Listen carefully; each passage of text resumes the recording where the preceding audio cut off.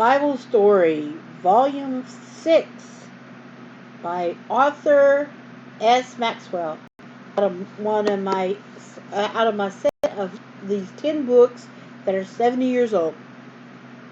My book still has the cover. This cover's kind of peeling a little. And this book has two women on a balcony, one with her hand up in a letter, and the other one looks worried in the background. And we are at Part 1, Story 4, Image That Vanished. So what's this? Okay. Looking earnest at Daniel, King Nebuchadnezzar asked him, "Can you tell me my dream and what it means?" "No," said Daniel humbly. "There is no man wise enough to do such a thing.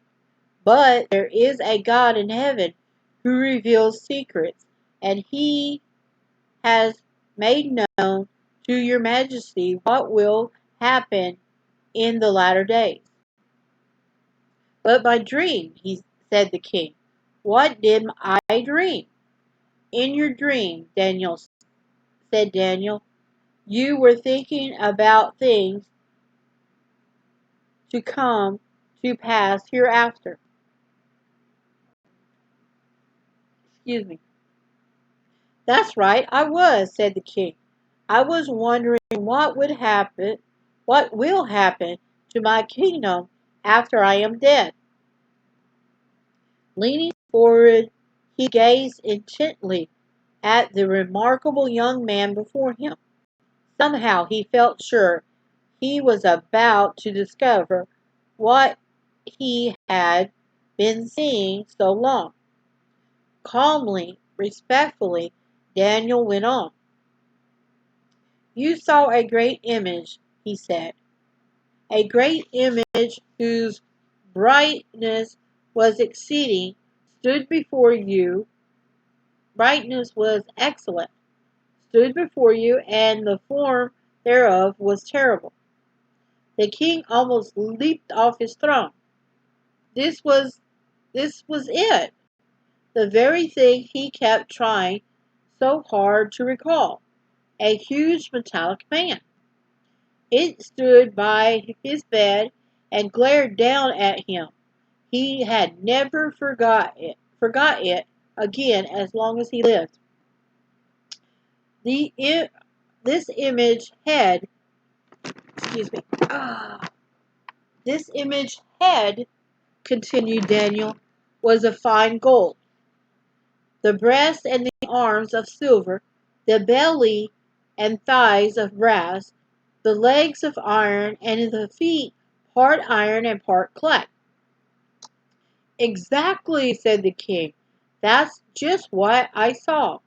"Yes," said Daniel, "and I watched it till a stone, cut without hands, smote the image upon its feet at where the iron and the clay, and broke them to pieces. Then the iron and clay, the brass, the silver, and the gold, broken into pieces together, and became like shafts of the summer's threshing floor. And the wind carried them away, and no place was found of them." In other words, it was broken. It was so fine that it just blew away. And then, "That's right," said the king. "The whole thing suddenly disappeared, as though the wind had blown it away." And then we have a picture of Daniel talking to Nebuchadnezzar down at the bottom. In a second. And here it is. And of course, the being behind him talking bad about Daniel, because they can't believe it. Okay. "Yes, and the stone took its place," said Daniel. "Indeed, it became a great mountain and filled the whole earth." It did," cried the king, overcome with excitement. This too, this was too marvelous. How could this youth know so much? Everything he had said was right. Every little detail was correct. He he had not made a single mistake.